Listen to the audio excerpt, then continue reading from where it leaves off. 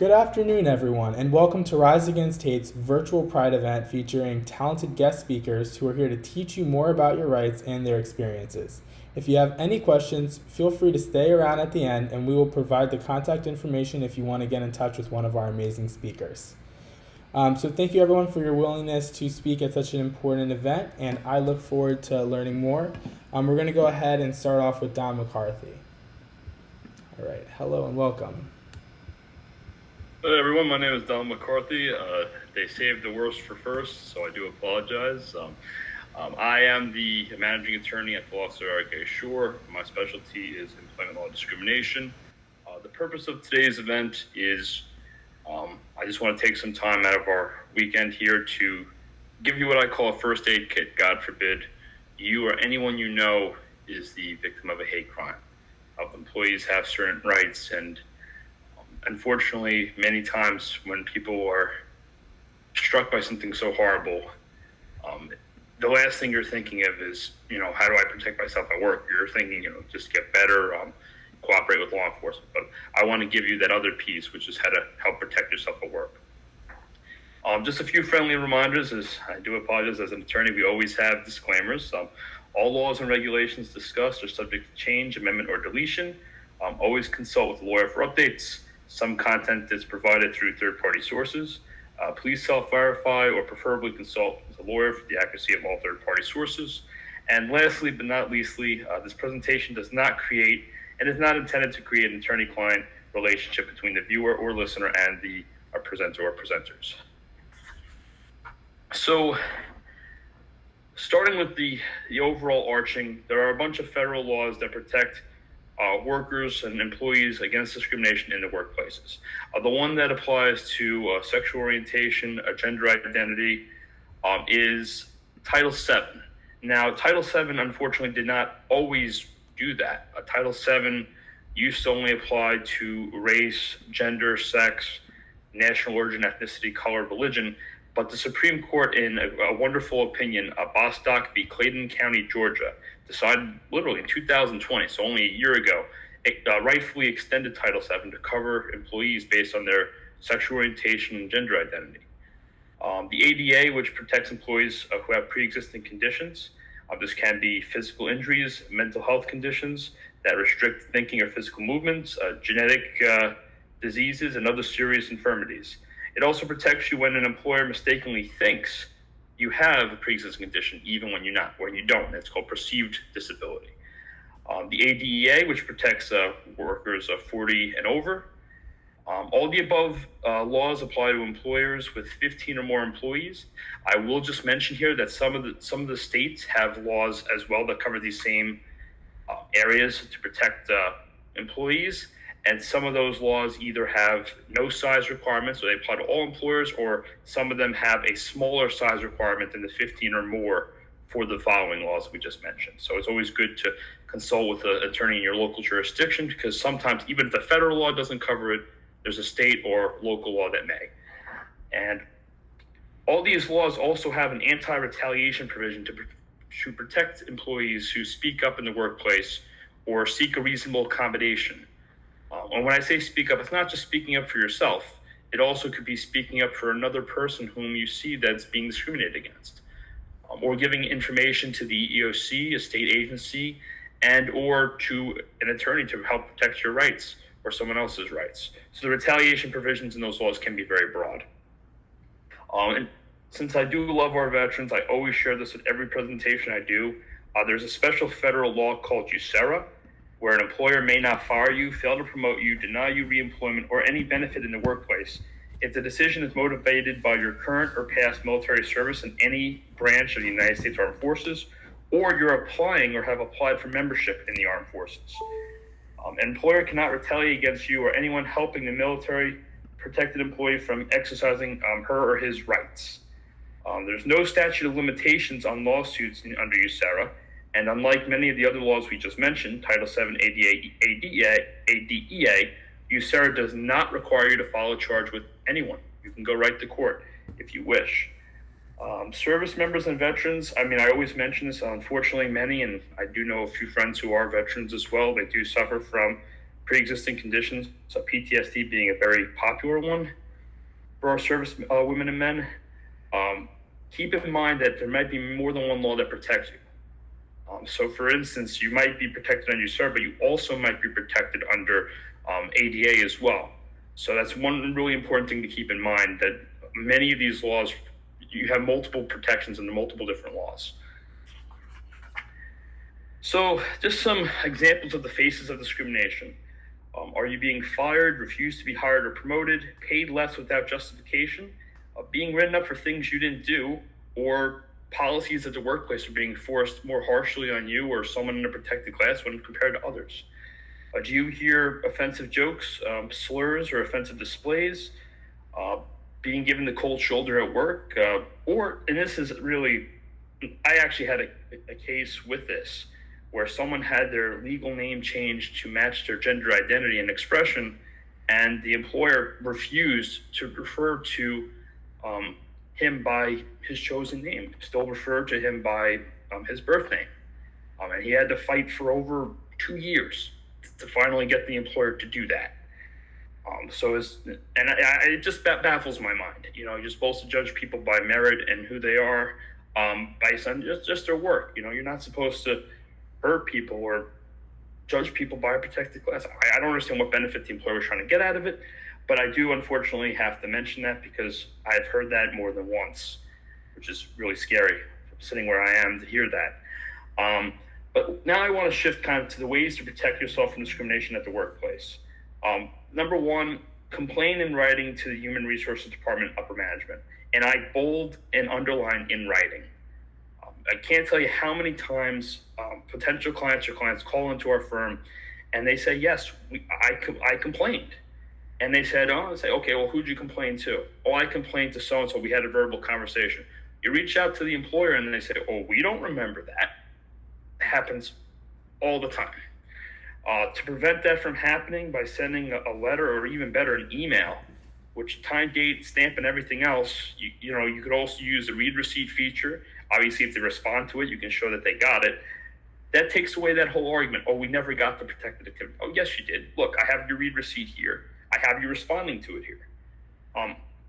If that doesn't work and you wish to preserve your right to sue, you could always, for Title VII, ADA, ADEA, you could always file a charge of discrimination with the EEOC or the state agency or local agency that also handles those matters. Filing a charge with the EEOC or any agency about this is protected activity. So that would cover that element of the retaliation. Also, they are prohibited, and this is, again, I always have to say there's a legality and reality. Legally, an employer is prohibited from retaliating against you for filing a charge with the EEOC. But unfortunately, there's a reason I have a job. It's because employers do illegal and terrible things. Not all of them, but they do. So the reality, there's always the possibility of retaliation. If that does occur, I would recommend filing an amended charge with the EEOC immediately and let them know, hey, since our first charge, this happened to me. And also, if you're, feel comfortable enough to send in a written email or letter to HR or upper management, say, look, I feel like I'm being retaliated against because I engage in protected activity. I'll spell it out right for them. Some states, like New Jersey, allow you to just go right to court, where you don't have to file a charge with anyone or any entity if you don't want to. For New Jersey, it's 2 years from the last day of discrimination or retaliation to do so. Other states, like Pennsylvania, may require you to file charges with the state agencies in order to preserve your right to sue. So it's always important to consult your employment attorney in your local jurisdiction. Another way to help protect yourself from discrimination is to collect evidence and keep a journal of what happened. I have to caution about this next one, although it's very useful. Record conversations. Now, some states have a one-party consent state, which means only one party to the conversation has to know and consent to the recording for it to be lawful. Some states are two-party consent states where both parties have to know. So I can't advise you to break the law, but it is an option that is there, keeping in mind what your state is, one-party, two-party consent. The other thing I must advise is that just because it might be legal to record doesn't mean employers don't have policies to discipline people who do. So again, sometimes doing it covertly or discreetly is a good idea. The other thing is for healthcare workers, one of the big things is documents. A lot of times what happens is, unfortunately, by the time people know it, they're fired, and the employer will immediately lock them out of their work email and other communication channels that they may have used to engage in protected activity. And now they don't have that evidence. Now employers generally do, and of course, if there's litigation, they have an obligation to preserve those things, but that doesn't always happen. So one thing you could do is to forward yourself emails or documents that you feel are supportive to your case, whether that be when you complain to an upper management or HR about unfair treatment. But there are a few things I have to warn about. One of my experiences, I used to work for a covered entity under HIPAA, medical diagnostic lab company. So for healthcare providers, I just want to let you know that you have to be very careful not to take or forward any documents with protected health information, because there's actually a federal law that makes it a crime to do so, even when you're doing it to help prove your case of discrimination. So in this situation, and this also goes for certain government contractors or personal members of the military who might have a security clearance, and sometimes you can't take pictures of certain things or distribute certain things because they might be a government secret.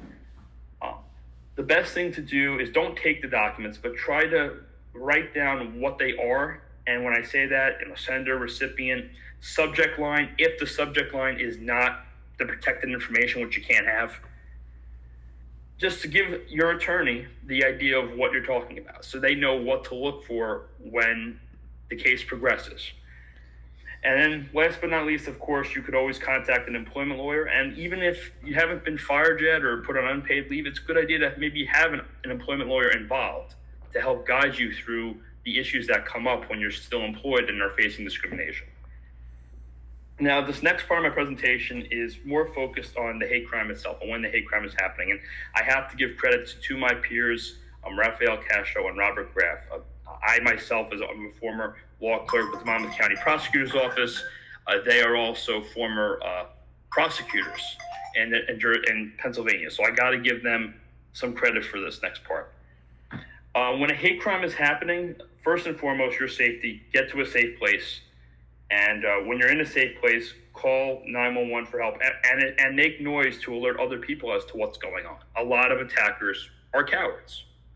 If you make noise, they will go away, because that's what bullies do. Bullies attack people who they feel are vulnerable, like when it's a dark alley one-on-one. They don't want anyone else to get involved, because then it's more chance of discovery or more chance that other people will come out and confront them, and they don't want that. Once in a safe location, one of the best devices we have is our camera phones. Every phone has a camera now. Record the person. Recording them is fantastic evidence, because it could record what they look like, but it also could record what they're saying. And we're going to get to why what they're saying is important in a slide down the road. Take pictures of the attacker. If you see a vehicle pulling away really quickly or acting suspiciously, the license plate number or the vehicle itself, because that also helps identify the attacker. If your property is damaged by hate speech or graffiti or anything like that, take pictures of the property damage before it's repaired. That's the key word, before it's repaired, because once it's repaired, it becomes a lot harder, but definitely before it's repaired.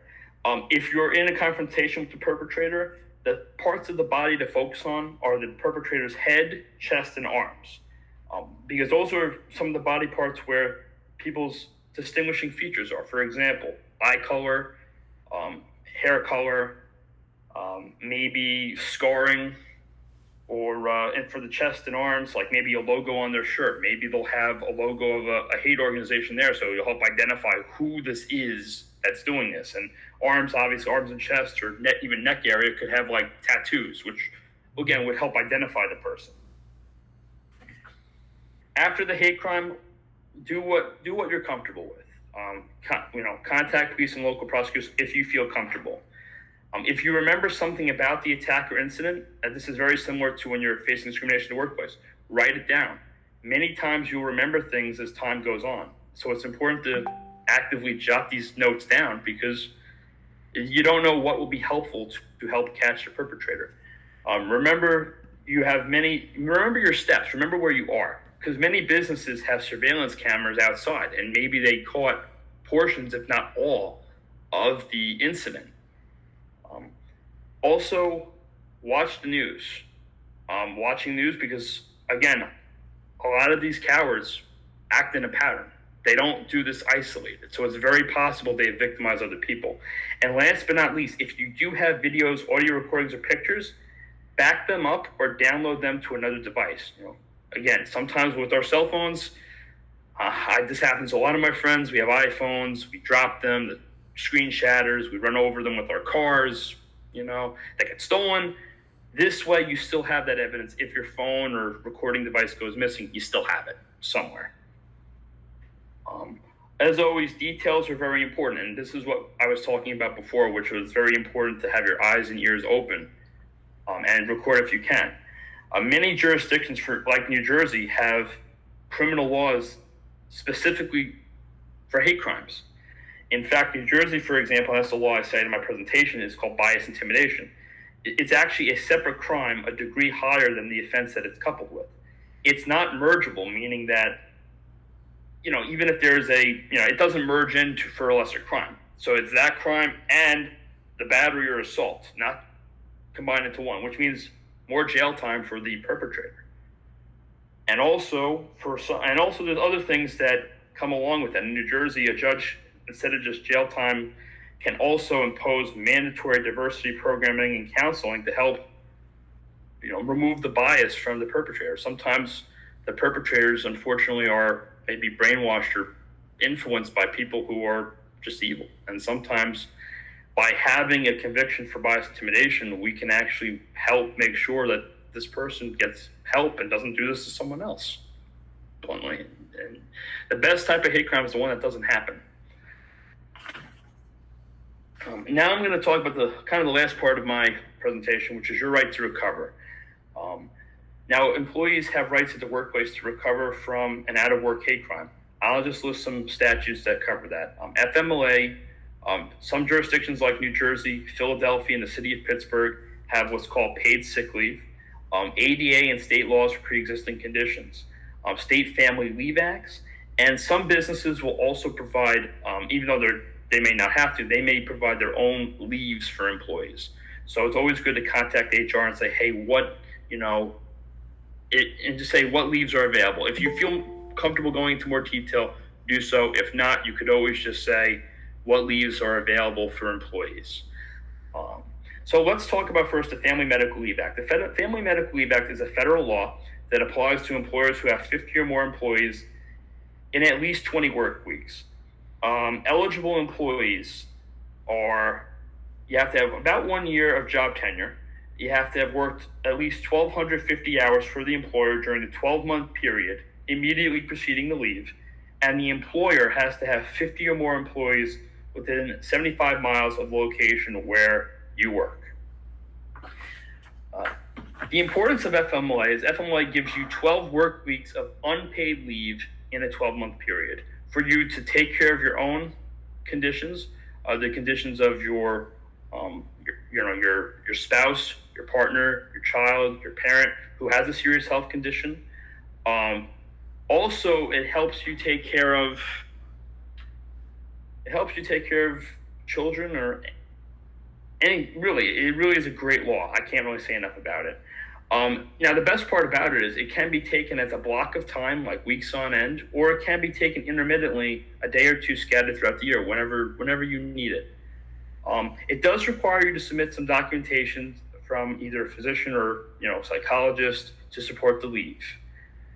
Protections on leave. Well, yes, your job is protected while you're on leave for most employees. There are two exceptions I do have to mention.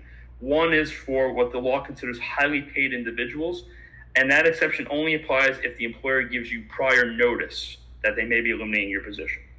And another one where the burden is on the employer is to show that even before the employee was seeking to take leave, we were planning on eliminating the position. So again, it's a very strong law with explicit job protection. and then every new year you get a new 12 weeks of unpaid leave. There is a little bit more under the law if the person you're caring for is a military service member who is hurt in the line of duty. So you would get actually 26 weeks of leave for that. I always mention that in case, the person being cared for is a military service member. So then ADA and other state laws. One thing that a lot of HR departments mess up, and this is why it's good to know your rights, is they automatically think, well, if you don't qualify for FMLA, we don't have to give you leave. That's incorrect. The ADA and other state laws also require employers to provide employees with reasonable accommodations. And one well-noted reasonable accommodation is a little bit of unpaid time off of work.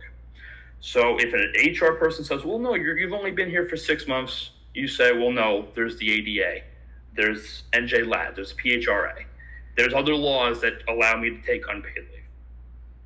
Now, the law protects a qualified employee. And a qualified employee is a person who is suffering from a physical injury, mental, or other type of illness or other condition who can perform the essential functions of her or his job with or without a reasonable accommodation. And of course, as we talked about, one well-recognized one is a brief unpaid leave. You may be able to qualify for a short-term disability through either your company's insurance or through some states have that program to give you compensation while you're out recovering. Again, you don't have to have the 1 year of job tenure or any certain number of hours worked. It will require medical documentation. The one negative about ADA and other state laws is it's not as clear-cut how much leave you get. So that's what makes it a little more difficult than FMLA, because FMLA is very clear-cut. This is how much you get. This is when you get new. But it is very important to know your rights, that if you're newer to a job where you just got there within less than a year, you do have another way of get some unpaid leave to recover from what you or what a family member went through. And that's another important thing. Some of the laws do also recognize association discrimination, which is where someone is in a protected class and may be the victim of a hate crime and may need care for pre-existing conditions because of that horrible experience. Tips to request accommodations. If you're comfortable, get diagnosed by a physician, psychologist, or other qualified healthcare provider. If you experience what you believe is depression, anxiety, PTSD, or any physical injuries from a hate crime, always request an accommodation in writing, again, the in writing, to human resources or where there's no human resources to your supervisor.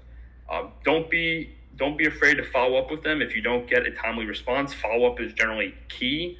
A lot of employers will respond positively to follow up and say, okay, look, sometimes so-and-so is on vacation or so-and-so may be on a leave of their own. So sometimes you need to follow up because the person who handles it is just not there. There's anti-retaliation provisions for requesting a reasonable accommodation. So if any point you feel you're being retaliated against, immediately document that in writing, put that in writing to HR or the upper management. Say, I feel like I'm being retaliated against because I asked for an accommodation. I asked for some time off of work because me or my spouse or my child was the victim of a hate crime. If you want to exercise your right to sue, contact an employment lawyer as soon as possible, just so that they can help walk you through the procedures, how to do that. And again, it's never too early to contact an employment lawyer. You can do that even when you're still employed, and you start to see the discrimination coming towards you or the retaliation.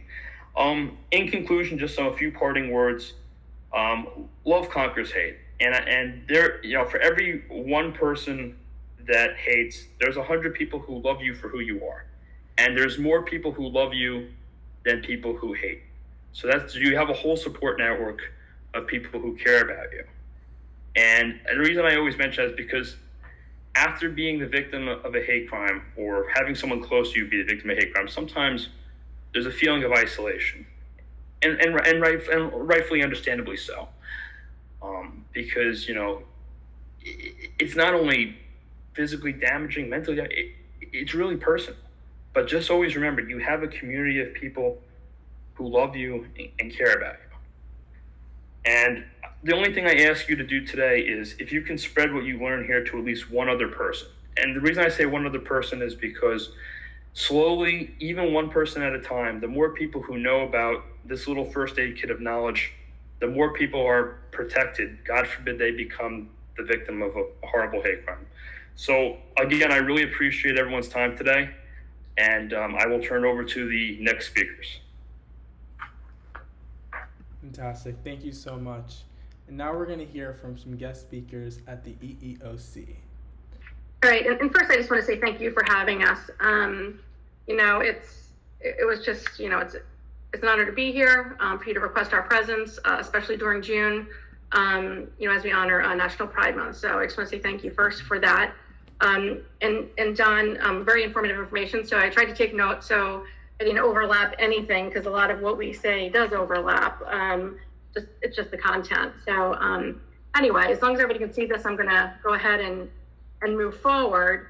And not just that we're here, obviously, and I said to honor National Pride Month, but more importantly, to talk about a decision that Don did mention, and that was the Bostock decision, and actually 3 cases that kind of led up to that Supreme Court decision a little over a year ago now. In fact, the 15th of this month, and such an important month, it is the anniversary of that decision.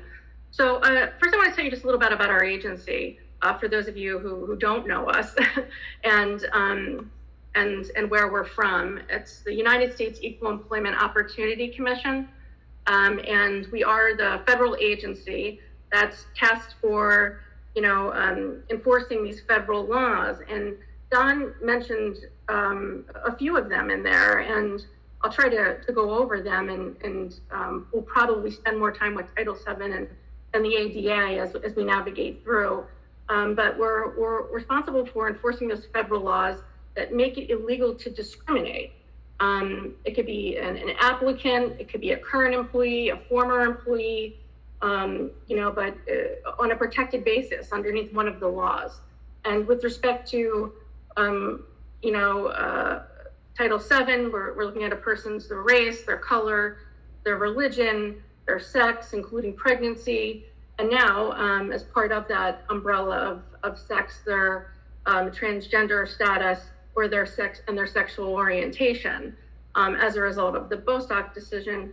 But it is something that is, showed up in our decisions on the federal sector side since 2013 as well. So I'll go over that with respect to, who do we cover by these EEOC laws, and I'll try to go through the ones that, to make sure we didn't miss any, or Don didn't miss any. He did a great job covering those. But you have to, for Title VII, for most of our laws, it's 15 employees, 20 employees in the Age Discrimination and Employment Act. These companies have to have. We also cover the labor unions, employment agencies are also covered. So, with respect to, the different types of laws, and I'll make sure I didn't miss any. I tried to take a look at what Don said. He went over Title VII, obviously, of the 1964 Act. He didn't mention the Pregnancy Act, which is kind of enveloped in there. The Equal Pay Act of 1963, the Age Discrimination and Employment Act, the Americans with Disabilities Act, which he did go over, and then different sections, 102 and 104 of the Civil Rights Act, and without getting into too many of them, and then GINA as well, excuse me, don't let me forget that, the Genetic Information on Discrimination Act. So, like I said, I don't want to spend too much time. He did a great job of introducing us to those topics. But our laws apply to, and this is important to note, and you can kind of see here, we're going to kind of segue into sexual orientation and gender identity, but they apply to all different types of work situations, including the hiring. I already mentioned the application, excuse me. So the hiring, the firing, your promotions, your harassment, training, wages, and benefits, the terms and conditions, each one of those different things, as long as they fall under those statutes, and you're protected. So where to go with this? When taking a look at the Bostock decision and the anniversary of it, and the EEOC actually has a new landing page that's specifically dedicated, to transgender and sexual orientation discrimination. So if you want information, you can kind of see it's posted up here. There's a little overview for what LGBTQ workers, should be protected against. and it'll go into the technical aspects of it as well. But it's important to understand, I guess the topic of what we wanted to get into is where did it fall under, and what was the Supreme Court tasked with, without really getting too enmeshed into that finding. But their job at the end of the day was to decide, and it's based on sex here. Does that apply to the millions of gay and transgender individuals? Ultimately, that was it. And there's like 3 cases that we're going to talk about. Gerald Bostock was one of the charging parties. Donald Zarda and Amy Stevens was the other one, which kind of the EEOC, had intervention in that filing. So we'll kind of talk about those. But that was, ultimately the decision to be made and why it was so significant. Like I said, we saw it on the federal side, and reflected in our decisions on that end. But on the private side, the interpretation of that was obviously up to the court to come in with a finding. And as Justice Gorsuch stated, to discriminate a person for being a homosexual or transgendered without discriminating against that individual, it's based on sex. So there's no differentiation, there's no pulling it apart. At the end of the day, any of those decisions are going to be somehow reflective or indication of sex. So, if you're going to fire an individual for being a homosexual, or being transgendered, you're firing that person for either traits, or certain actions that would have questioned, it would not have questioned in members of the different sex. So you're treating one sex less favorably than the other sex. And that's kind of the nutshell of that decision. And why it's so important and how it influences us. And I'll kind of elaborate that and talk a little bit about, our chair's message as well from the commission, who was just on June 15th, went out and put, like I said, a new landing up with the help of other officials in the EEOC, which really gives you that technical advice. But it makes it, at least for us, the court's decision largely aligns with the EEOC and our position that discrimination based on sexual orientation, or gender identity is going to be prohibited under Title VII. And I guess, at the end of the day, while the circuit courts and the Department of Justice and many district courts, had reached contrary decisions, as we all know, the court's decision likely invalidates many of those now moving forward. With respect to the EEOC, the court's decision makes it more likely that, any kind of adverse actions now, against any kind of LGBTQ worker will be found unlawful. And that's the strength in that decision. And like I said, we are that federal agency that will handle those investigations into workplace discrimination. And, we're already receiving an increase, and this has been noted, in the number of claims and pursuing, more monetary awards in sexual orientation and gender identity discrimination cases. So I know I just kind of rattled off a lot, and I'll kind of try to peel it back. And I'm trying to make note of what Don said to not be redundant here. But if you would go on to, let me see if I have the slide or not. If you, here's right here. But if you go on to just our main webpage, www.eeoc.gov, like I said, there's a lot of information on there about all of our laws. But in particular, if you look at the sexual orientation and gender identity discrimination page now that's up, this is a brand new landing, and it has a lot of technical information. As you can see here, it's talking about Bostock versus Clayton County, Georgia. And in particular, that case and the ramifications for Gerald Bostock, who, was working with youth. He's a child welfare service worker, and very much an advocate for youth in that job. And to find that the reason that you're going to get fired is because, you're participating in a gay, softball team, it shouldn't have anything to do with it. It doesn't have anything to do with his work. And it shouldn't have been any kind of factor. That adverse action was discriminatory.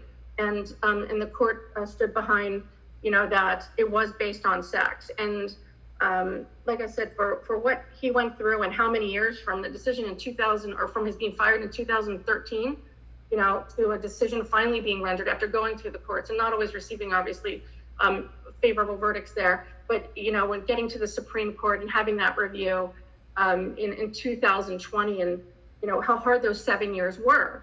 And even at the time that happened, he was actually, this is widely publicized now, he was going through, prostate cancer, and when he joined the team. So just the job loss, dealing with, what does a person go through dealing with increased COBRA payments that he had to assume during that time period, dealing with not having a job, trying to get a job after being fired, from, a county position.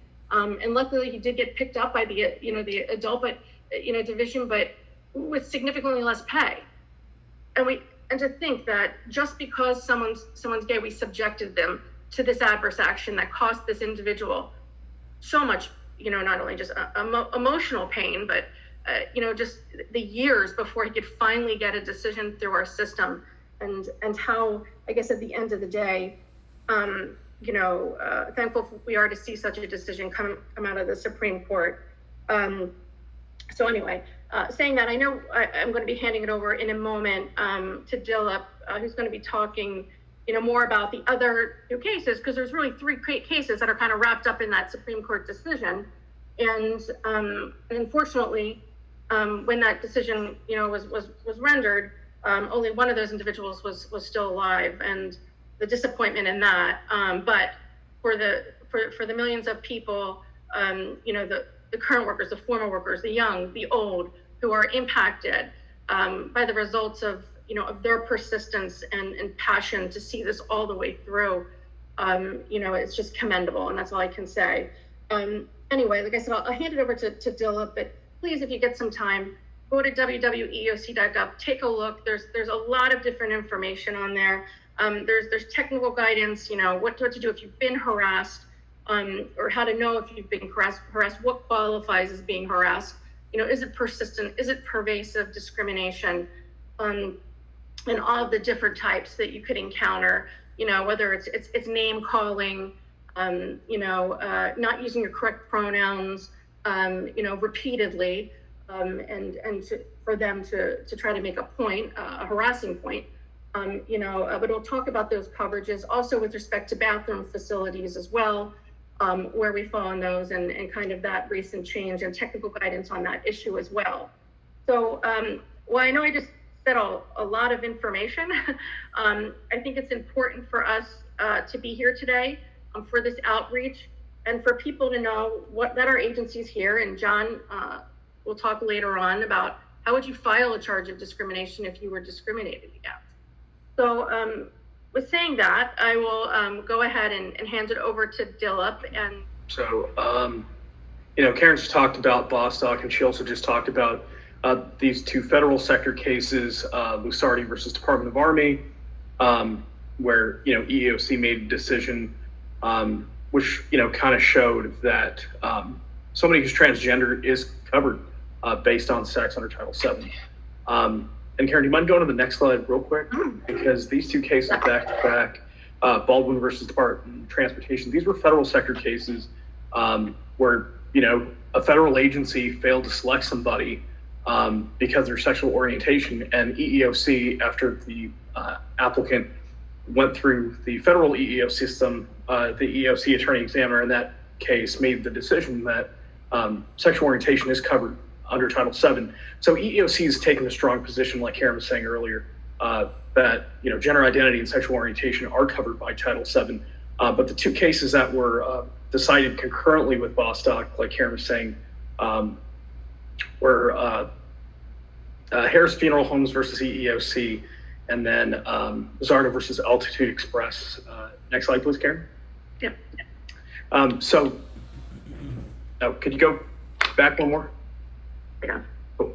All right. So in Harris Funeral Homes versus EEOC, this was a case where EEOC, as the primary enforcer of these workplace discrimination laws, filed a lawsuit on behalf of Amy Stevens, who filed the original charge. So Amy Stevens filed a charge with EEOC because up until 2013, she presented as a male, and then in 2013, she informed her supervisor that I'm transitioning, I'm now a woman, and they fired her on the spot shortly thereafter. So after filing a charge with the EEOC and us conducting our administrative investigation, making an administrative decision, and trying to resolve the case with the employer and the employee and not being able to reach amicable resolution, EEOC filed a lawsuit in this case on behalf of Ms. Stevens.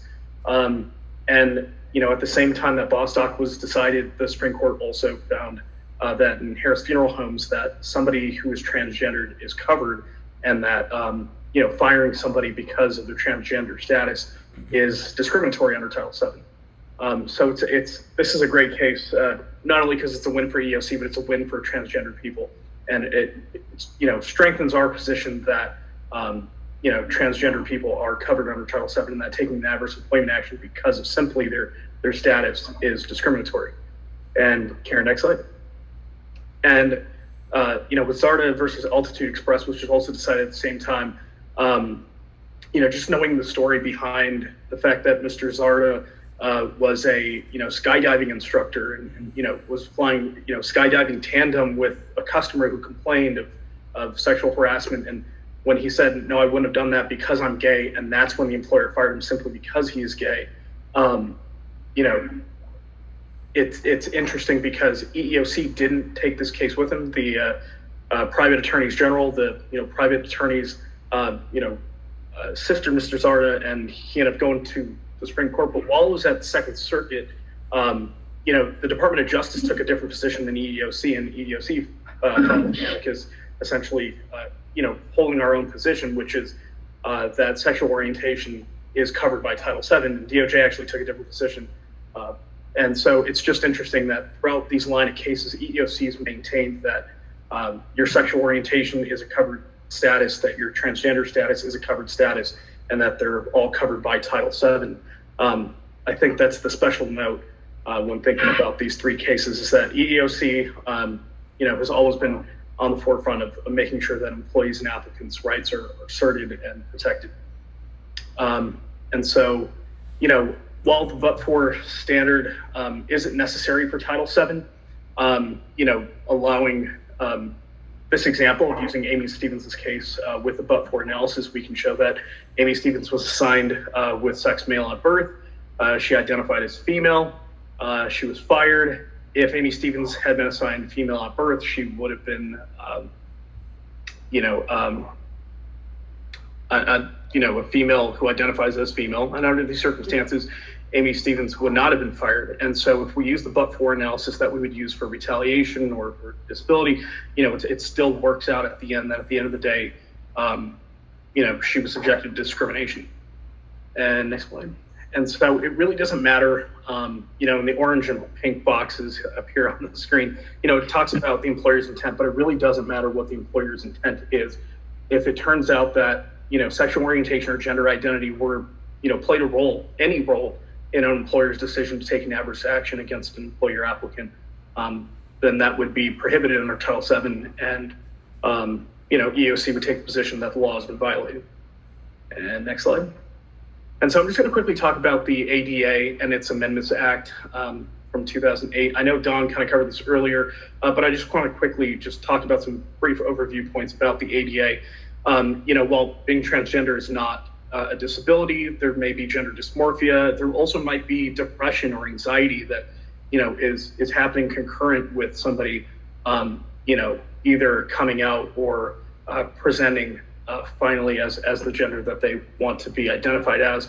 And, the depression and the anxiety, those are covered under our laws because it's more, it's a major life, if it's a medical condition that, affects one or more major life activities. And so since depression and anxiety is a medical condition that affects one or more major life activities, it's covered as a disability. And like Don was saying, if somebody needs an accommodation, talking with their doctor, if it's decided that they need an accommodation, they can request one, and that request in itself is protected activity.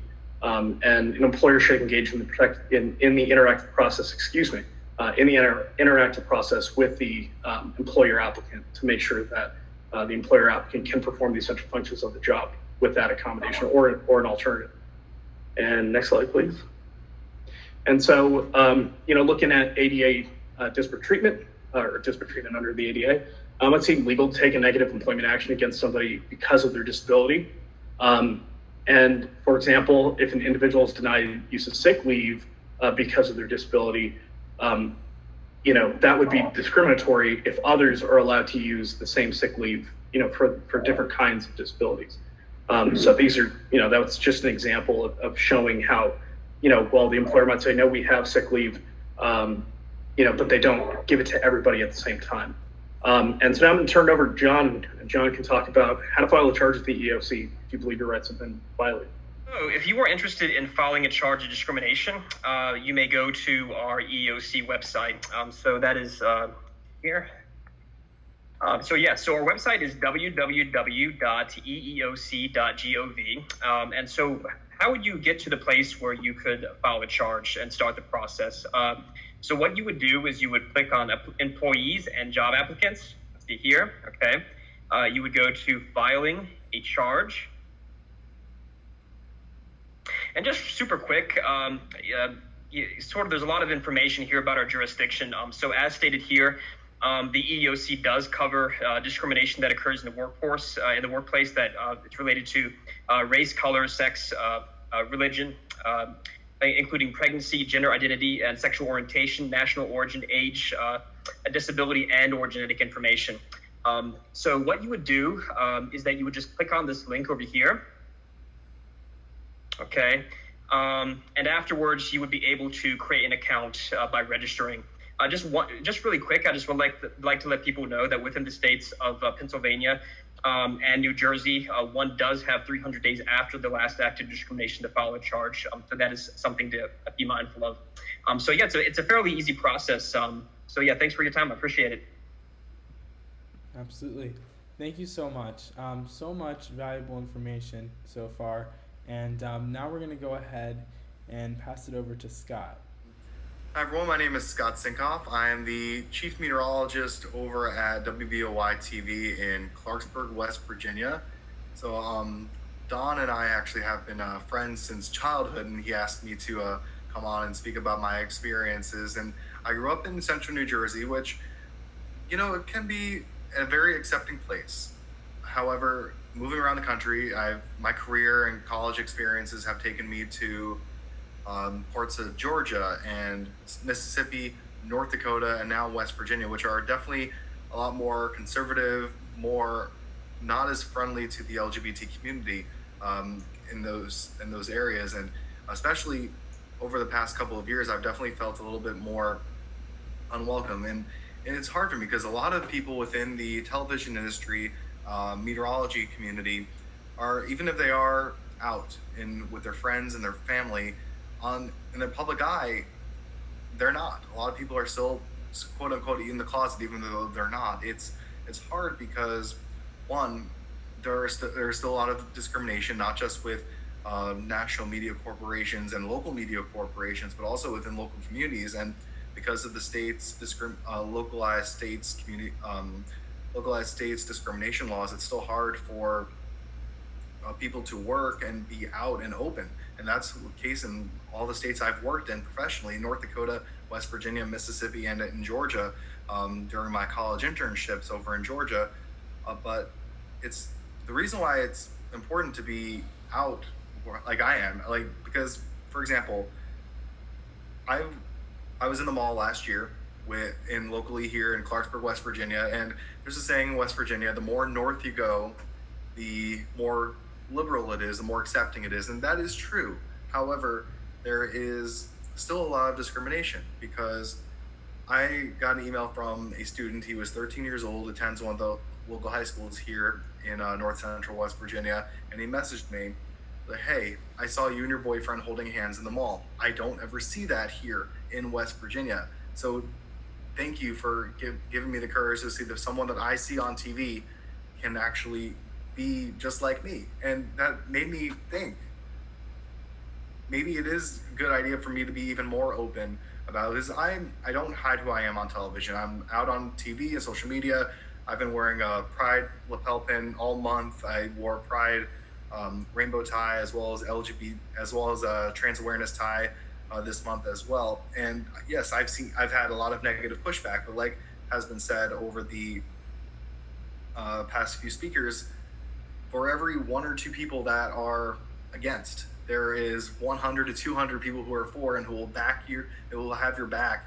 And a lot of things that I've noticed here in West Virginia, it's a lot of religion based, which doesn't make sense because I grew up very religious as well, which a lot of my viewers do not know, because West Virginia is very, very Christian, very Baptist, very Methodist in a lot of the spots as well. And I'm Jewish, so a lot of people don't think that Judaism is very religious, and also a lot of people around here, as well as in North Dakota and other places I have lived, know a lot about it. So it's comforting to know that you can bounce back with your religious backgrounds, and yet a lot of people, they take the religion forefront, saying, hey, this is not right because it's against my religion. Okay, but religion is an interpretation. It's not just about my religion says this, this, and this, I have to live by it. It's how you interpret it, and especially now as we go further and further into the 21st century, that's how that's how more and more people are living. They're living with interpretation, with acceptance, because there are a lot of people who are in the LGBT community who are not religious, and yet there are a lot of people who are as well. And using the connection between being LGBT in religious purposes as well as in the workplace, and using that combination to help back you up, as well as to make known your case. But to be honest, you shouldn't even have to defend yourself, because you don't defend being heterosexual, you don't defend being just a normal person. And it's weird being an out member in the media, because a lot of people can just go up to you randomly and think they know you, and they don't. And they try to tell you all this stuff that they think is true about yourself, and they're wrong. And it's hard, one, because you still have to be respectful to your audience.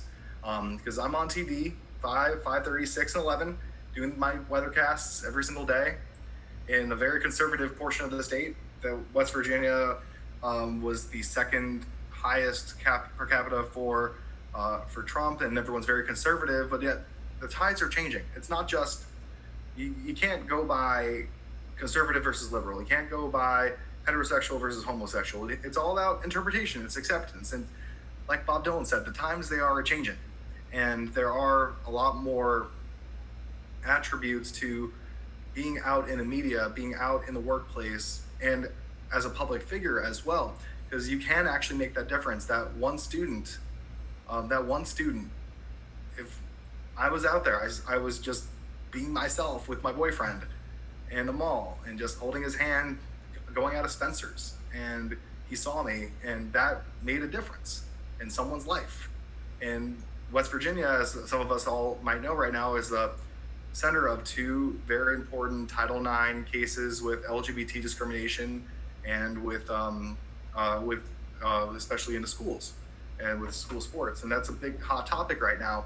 And it's, my supervisors have told me, hey, just make sure to be careful and don't talk about this online because you're representing the company. And it's like, you know what? I'm not going to represent the company. I'm representing myself. And that's what I told my bosses and luckily my company has an anti-discrimination policy. And I reminded my general manager of this when he spoke to me about this. It's like, we have a non-discrimination policy. You guys have been fine with me in the past with my statements on LGBT because I'm not promoting anything bad. I'm promoting myself. I'm just being open, just trying to promote kindness. And like, I'm an Eagle Scout, and a lot of people know about what's happened with Eagle Scouts over the past several years. But a Scout is trustworthy, loyal, helpful, friendly, courteous, kind, obedient, cheerful, thrifty, brave, clean, and reverent. That's how I live my life. I live my tenets. They're out in the media as a weatherman or just me at home. And that's what a lot of people don't realize, is that even though you're out in the workplace, you're out at home, you're in wherever. It's very important that you just be you. And when facing that discrimination, it's very important that you keep a level head, you be respectful, kind, caring, but I interned with Ginger Z in 2015, the chief meteorologist at ABC News, and female meteorologists and on-air talent get a lot more hate than males about appearance and looks, but it happens all across the board. And she told me this one thing: it's like, I know you're gay. If people say anything bad to you, don't stop being you. Just live your life and kill them with kindness. There's one saying here, and a lot of people in the South, there's a saying is bless your heart. It's a very kind way of saying, thank you, I think you're wrong, go on with your day. And just be respectful.